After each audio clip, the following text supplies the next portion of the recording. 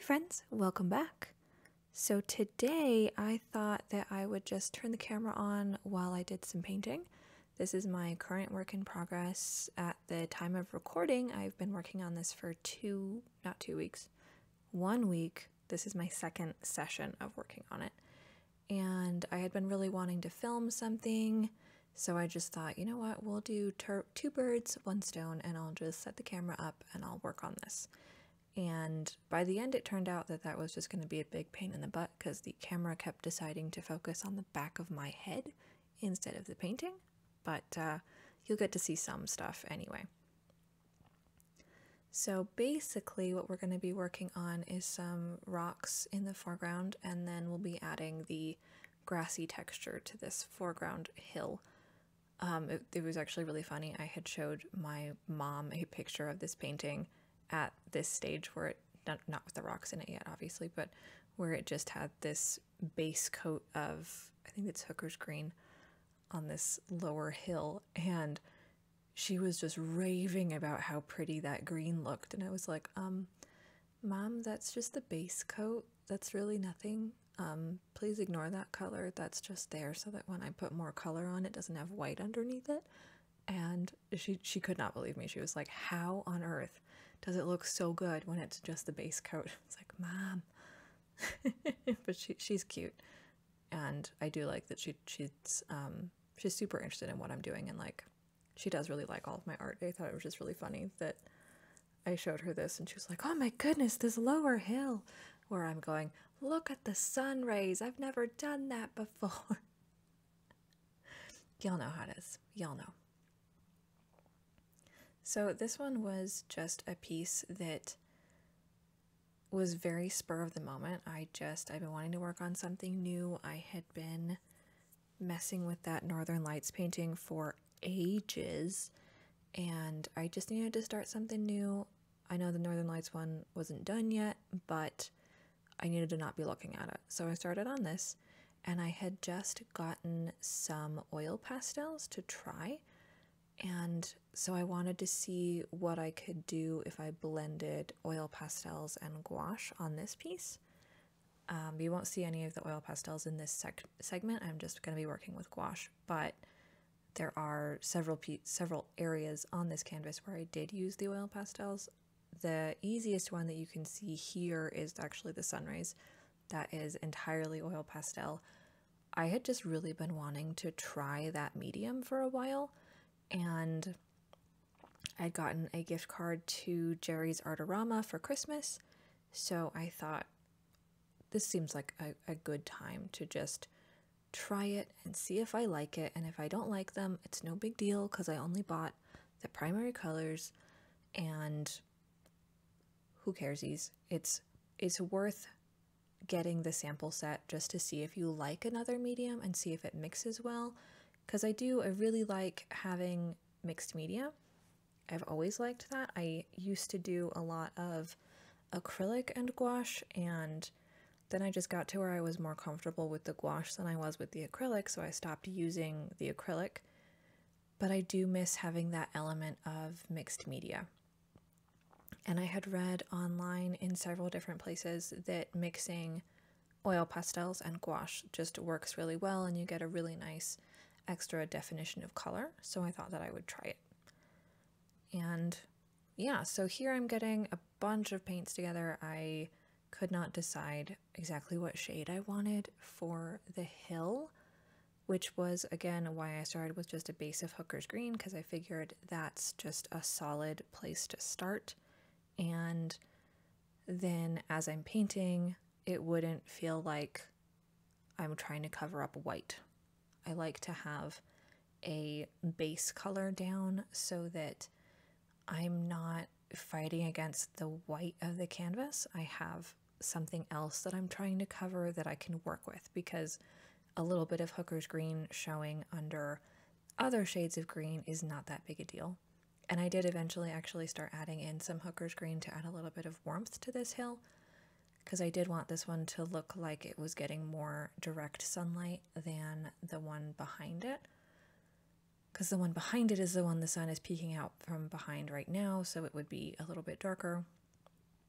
where this one is close to the focal point, so it would be getting more direct sunlight. So a bit of a warmer green seemed like a good way to go there.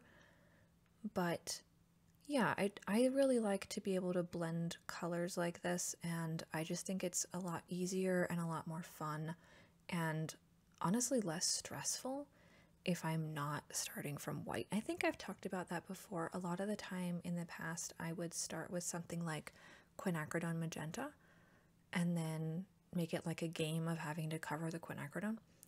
I don't do that color if I am painting a like nature scene like this. I do tend to stick with like blues, greens, and yellows, just because they are a little bit more natural than quinacridone. Quinacridone kind of just looks like a raspberry, so trying to cover up that color when you're doing a nature scene can get a little bit stressful. It depends on what shades you're going for. If you're using a lot of viridian green, then the quinacridone will just disappear and turn into a really pretty lavender. But here I was using a lot of different tones, and I didn't want to risk having that purple shine through. So here I just have an angle brush, and I am blending, oh, let's see, I believe I had cypress, viridian, hooker's green, emerald green, and a little bit of chocolate brown. I was using Liquitex acrylic gouache and Turner acrylic gouache. So they work pretty similarly. The Turner likes to have a little bit more water in it, and the Liquitex is ready to go straight out of the bottle, so it doesn't need that. But they do mix really nicely together. I think because the Liquitex doesn't need the extra liquid in it, when you mix it with the Turner's like, oh, well, here's my extra liquid. And they just do really nicely. So I started by just kind of slapping some color down. I essentially just roughed the rocks in because I had an idea of where I wanted them, and I wanted to make sure that they fit before I started putting in the green, and then ended up having to like fix where I wanted the rocks. It's just easier if you rough in the rocks first. So I just find it easier to do it that way. You can kind of do whatever you want, whatever you're more comfortable with, but for me in the moment it was just easier to rough in the rocks and then add the greens around it, because my intention is to add some grassy details and some moss on the rocks anyway. So getting a little bit of green paint on them, not a big deal. Going over the gray a little bit, not a big deal, because I haven't finished them. They're just roughed in. They just have gray to mark where I'm going to be putting them. They're not fully filled in, and they won't be until after I've finished this green.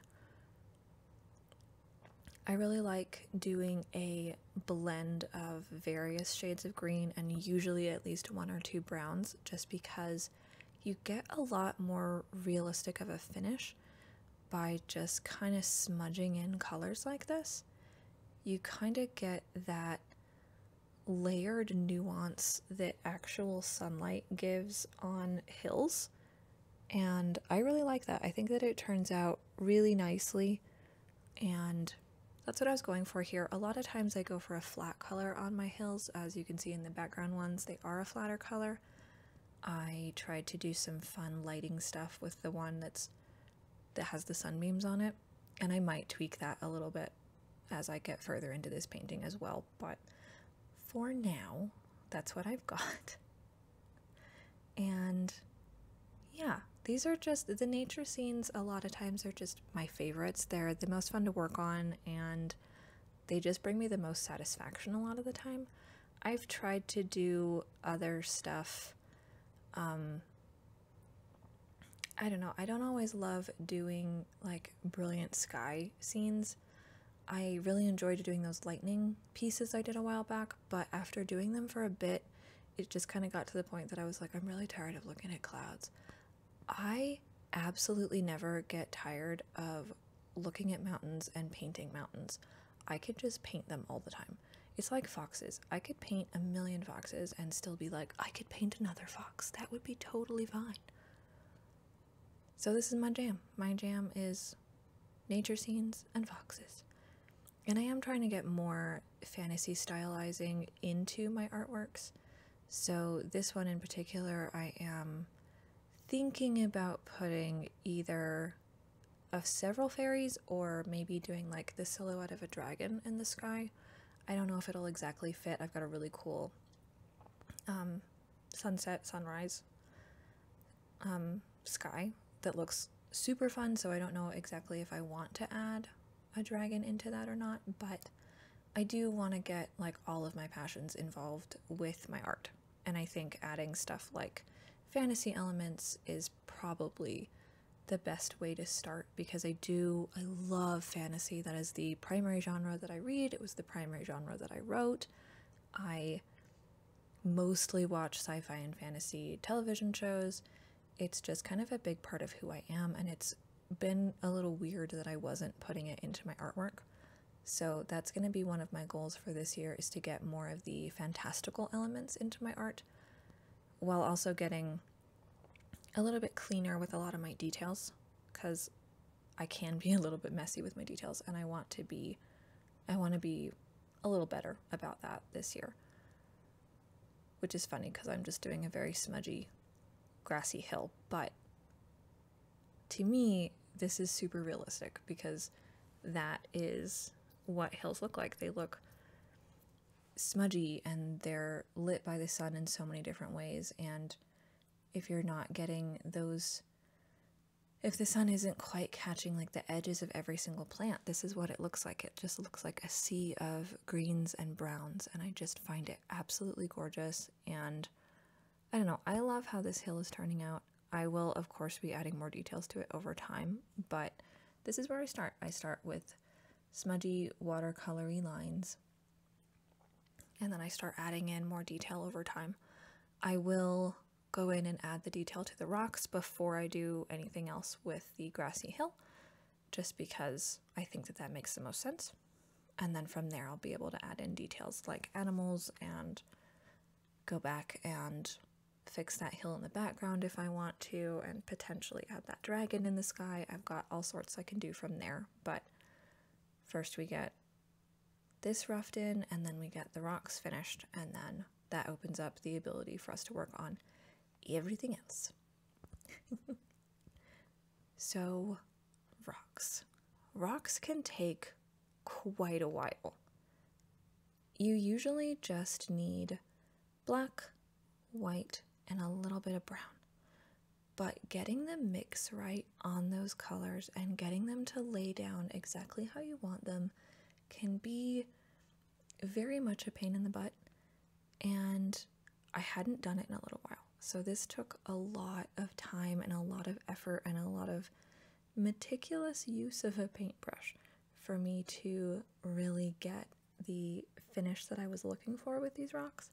I tried to show you guys as much detail as I could in how long this actually takes for me to get a few rocks correct, and in how many tries it takes for me to get exactly the right color and exactly the right mix. I do absolutely love doing the rocks with gouache. I think that it turns out so pretty. You get this really, really pretty watercolor finish on them that looks so realistic and so cool. And I really, really love how that works. I actually took several different YouTube classes to figure out how to paint rocks with gouache, but there are some really good tutorials out there if you guys ever want to check them out.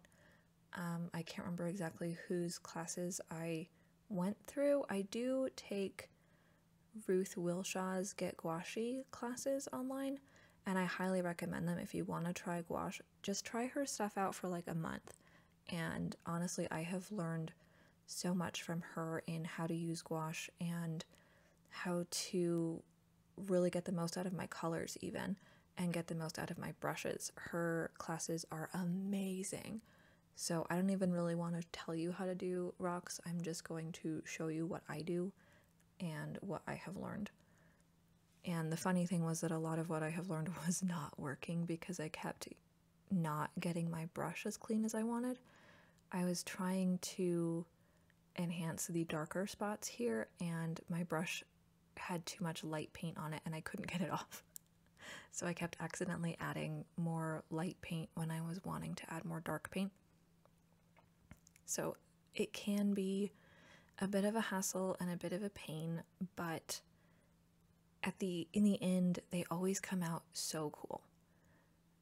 And here you can see what I was talking about earlier about my camera deciding that the back of my ear was much more interesting than the canvas.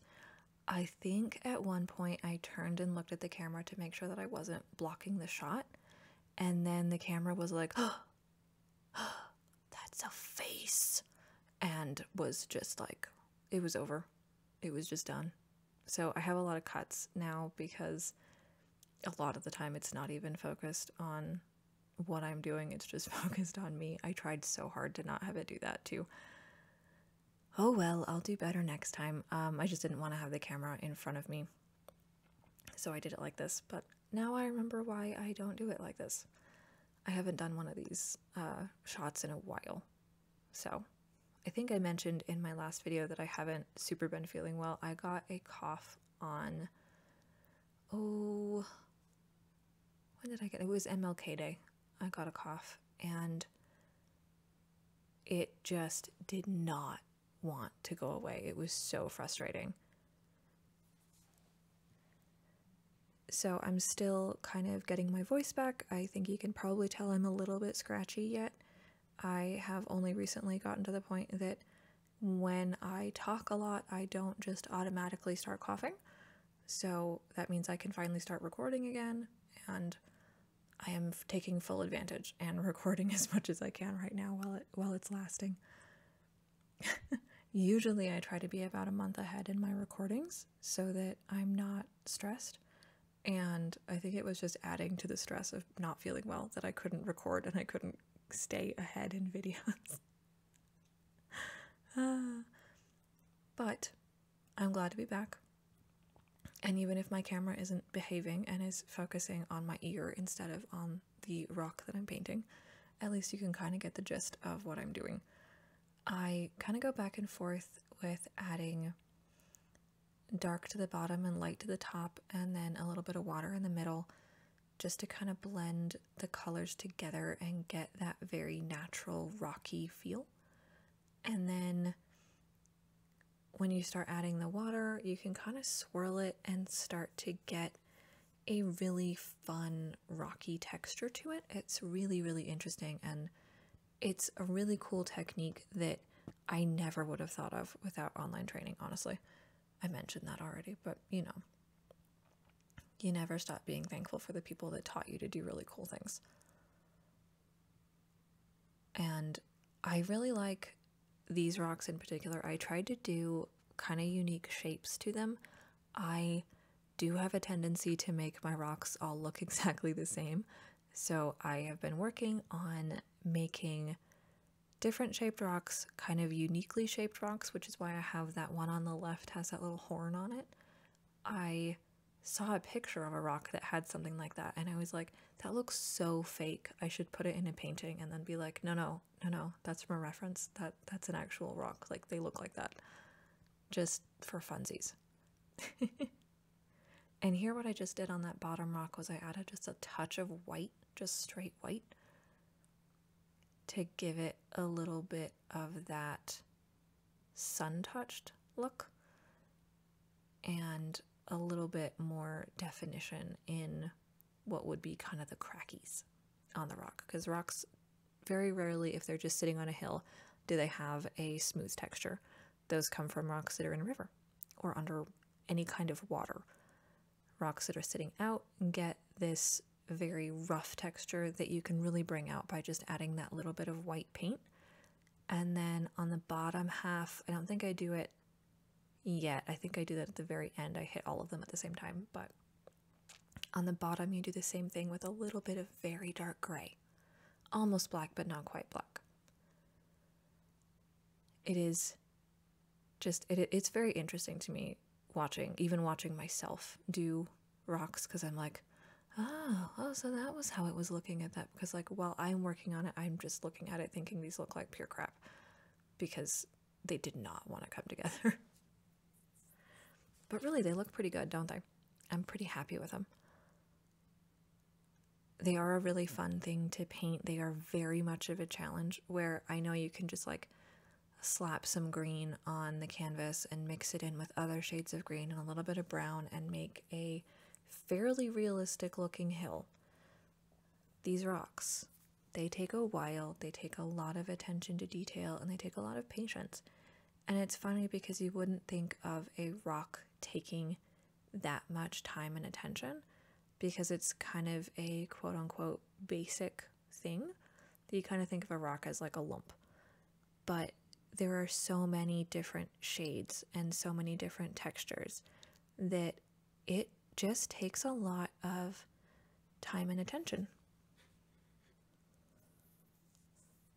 And a lot of the time, rocks can be really meditative to paint because of that time and attention to detail and the very few colors that they take. They can be very meditative and very fun. At this point, working on this canvas, these were getting frustrating. But the last time I really spent a while doing rocks, I spent probably close to an hour working on them. And it was so meditative just working on like these 4 or 5 little tiny rocks. I loved it. So it's kind of a thing you have to be in the right frame of mind to do. But if you're in that frame of mind, it is fabulous. I highly recommend painting rocks. I mean, if you need them for anything. If you don't need them for anything, then you don't have to. You could paint something else like grass. Grass can also be very meditative. It is very nice to be back on a mic. I just gotta say, I missed it. So this year is very much going to be a year of me challenging myself with my art. I have a whole lot of new stuff that I want to try and a bunch of new things that I'm planning on doing. Hopefully in my next video I'll be painting a couple of mini canvases. These will be things that I intend to launch with my website. I really want to have some affordable original pieces on there because I know a lot of my pieces are at minimum like 18 by 18, so they'll be pricier. They'll be in the hundreds of dollars range. I haven't exactly figured out my pricing yet, but they won't be necessarily inexpensive. So I want to make sure that I have some pieces that are available that are budget friendly, aside from just having prints. I will of course have prints available, but I know for some people it's just really fun to be able to get originals. So I want to be able to have some originals that are budget friendly and are available for people who can't necessarily afford getting like a $500 painting. And I know a lot of people don't live with like massive amounts of wall space too, so little 4x4 originals you could do a collage with, and that would just be really fun and it wouldn't break the bank, which again, that's what I'm going for. And hopefully I will also be able to do smaller prints of larger pieces like this one. This one's an 18 by 18, and I think I could probably take it down to a different, like a smaller square size, maybe like an 8 by 8, to still be able to get the detail and everything. But yeah, I have all sorts of new stuff planned. I am really challenging myself this year to come up with new stuff, with adding more fantasy stuff into my artwork, with really being open with you guys about what's going on in my life and not trying to, I don't know, kind of hide behind the camera, because I can do that. I am very good at doing that, to be honest. And honestly, life has been pretty stressful lately, especially with not feeling well. So it's really good to get behind the camera and just be able to talk to you guys and paint some rocks and some grass and just kind of get back in the zone. At this point, by the way, what I'm doing is painting some little green grasses to cover up any bits of that undercoat of Hooker's green that didn't get covered right by the edges of the rocks. I figured I could leave those because I would be surrounding the rocks with a little bit of grass anyway. And again, the camera has decided to focus on the back of my head, but I am kind of blocking it, so okay, this one's my fault. I am absolutely loving where this painting is going though, and I'm really excited to get to do some more work on it. I will, of course, keep you guys posted with what's going on with this one. I have all sorts of new plans for Instagram as well. I am going to start filming some stuff specifically for Instagram, so hopefully in the next month or two I will have time to really implement that, and I will see you guys online a whole lot more. I hope that you enjoyed this video. Thank you for letting me chat. Have a great rest of your week, guys.